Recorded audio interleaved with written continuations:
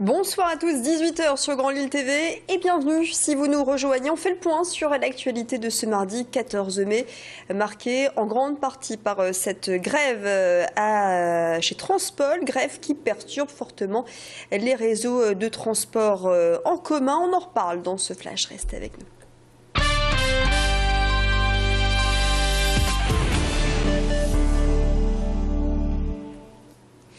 Et le mouvement est très suivi selon les syndicats. 80% des salariés de Transpol étaient en grève aujourd'hui. Résultat, les trafics de bus, métro et tramway ont complètement été interrompus dès ce matin. Seules les lignes périurbaines ont fonctionné. Au cœur de cette protestation, les négociations de salaire annuels. La direction propose 1,2% d'augmentation.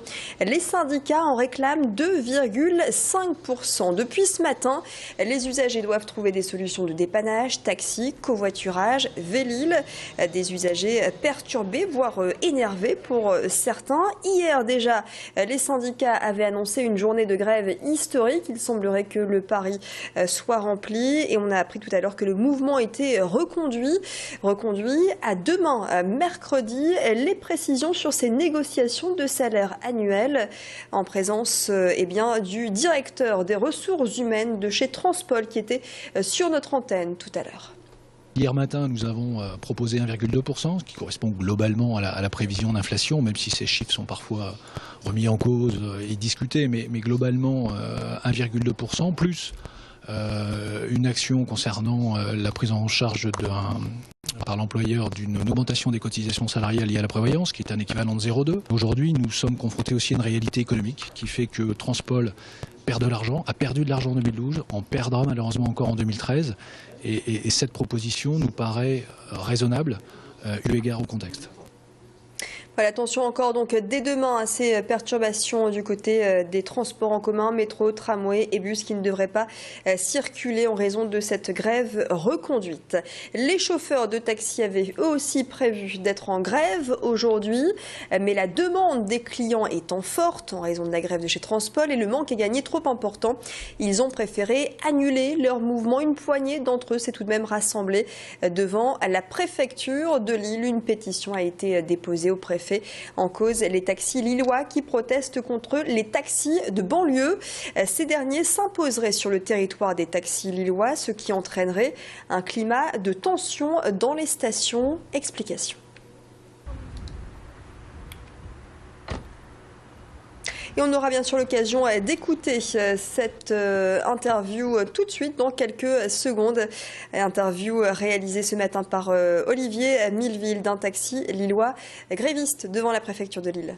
Le climat de tension qui intervient en gare, c'est lorsque les taxis de banlieue viennent nous provoquer en station.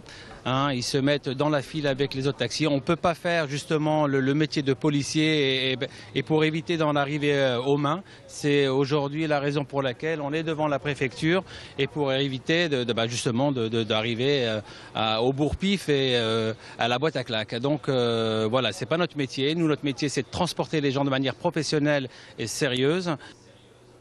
Les taxis de la métropole lilloise ont souhaité apporter leur droit de réponse. De leur côté, ils rappellent qu'ils ont le droit de pénétrer sur le territoire lillois à condition d'être préalablement appelés par le client, d'être réservés. Les explications de ce chauffeur de taxi de Tourcoing au micro de Mathilde Espinas. Aujourd'hui, on peut uniquement déposer des gens à la gare Lille-Europe.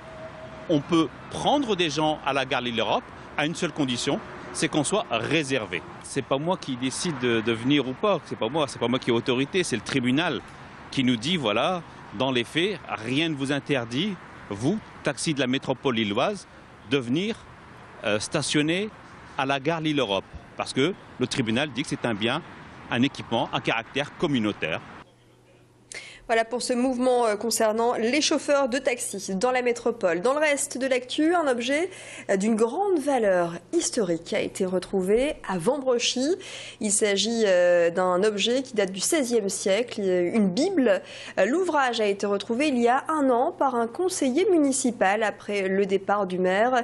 C'est au cours d'un déménagement dans un placard de la mairie que la découverte a été faite. Il s'agit en fait d'une Bible écrite en grec et en latin dont il n'existe que 5 exemplaires. Elle va maintenant être restaurée pour être exposée dans l'ancienne mairie de Vambrechy, un ouvrage qui va retrouver une seconde vie en quelque sorte grâce à ce passionné d'histoire. Il y a un gros travail qu'il faut le refaire par rapport à l'ensemble et redresser un peu toute la couverture. Il y a un très gros travail, vous voyez, il y a quelques dégâts, quelques incidents qui sont sur le côté. Pour nous, c'est assez important puisqu'on a quand même sur la ville une presse Gutenberg dans lequel on peut penser que c'est sur des outils de ce type où l'ouvrage a été, imprimé. Et puis créativité, travail d'équipe, gestion, autant de critères qui rentrent dans le cadre des prix remis à Lille Grand Palais. Des collégiens participent au salon régional des mini-entreprises. Objectif, convaincre le jury avec un projet original et bien ficelé. Chaque participant présente sa mini-entreprise et son concept. Un exemple, celui-ci, un cendrier de poche en carton élaboré par des élèves du lycée Jacques Durand à Saint-Omer. Explication. Nous avons tout d'abord essayé de faire des prototypes nous-mêmes. En les construisant nous-mêmes, on s'est rendu compte que ce n'était pas très esthétique et assez dur à réaliser. Alors nous avons pris contact avec lepocket.com qui est au sud de la France. Et il nous en a offert 250. Avec la vente, nous avons eu des bénéfices et nous en avons racheté. Et puis après que vous avez fini votre cigarette, vous soulevez votre paquet, vous le mettez dedans. En le refermant, automatiquement, avec le manque d'oxygène, le mégot s'éteint tout de suite. Après plusieurs utilisations, vous l'enlevez, vous le jetez à une poubelle que vous voyez et voilà. Et restez avec nous car l'info continue sur Grand Lille TV.